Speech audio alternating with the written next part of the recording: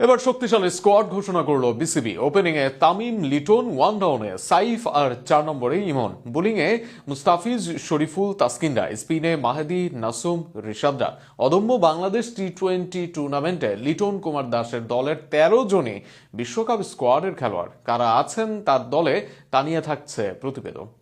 ঘোষণা করা হয়েছে অদম্য বাংলাদেশ টি-20 টুর্নামেন্টের 3 দলের স্কোয়াড, যেখানে মূলত বিশ্বকাপের দলের মূল 13 জনকে রাখা হয়েছে একটি দলে। প্রাইজ মানি যাতে বিশ্বকাপের স্কোয়াডের খেলোয়াড়রাই জিততে পারে এমন ভাবনা নিয়েই হতে পারে স্কোয়াড, যেখানে লিটন দাসকে দলের অধিনায়ক আর সাইফ হাসানকে সহ অধিনায়ক করা হয়েছে বিশ্বকাপের স্কোয়াডের মতোই। দলের বাকি দুই top order batsman Tanzid Tamim ও পারভেজ হোসেন ইমন। মিডল অর্ডারে তাওহিদ হৃদয়ের সাথে আছেন শামীম হোসেন পাটোয়ারি, স্পিনে শেখ মাহিদির সাথে আছেন লেগ স্পিন অলরাউন্ডার রিশাদ হোসাইনও। এদিকে এছাড়াও দলটিতে স্পিন শক্তি বাড়াতে আছেন নাসুম আহমেদ।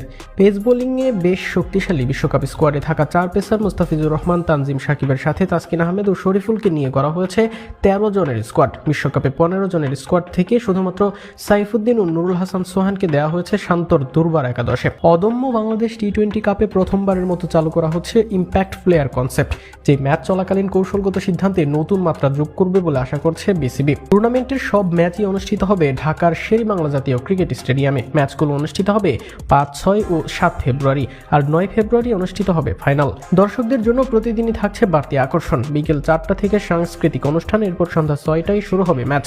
টিকিট মূল্য নির্ধারণ করা হয়েছে দর্শক বান্ধব ভাবে। ইস্টার্ন গ্যালারি 100 টাকা, নর্দার্ন ও সাউদার্ন স্ট্যান্ড 200 টাকা, ক্লাব হাউসে 500 টাকা এবং গ্র্যান্ড স্ট্যান্ডের টিকিট 1000 টাকা। প্রাইজ মানি নির্ধারণ করা হয়েছে 2.5 কোটি টাকা।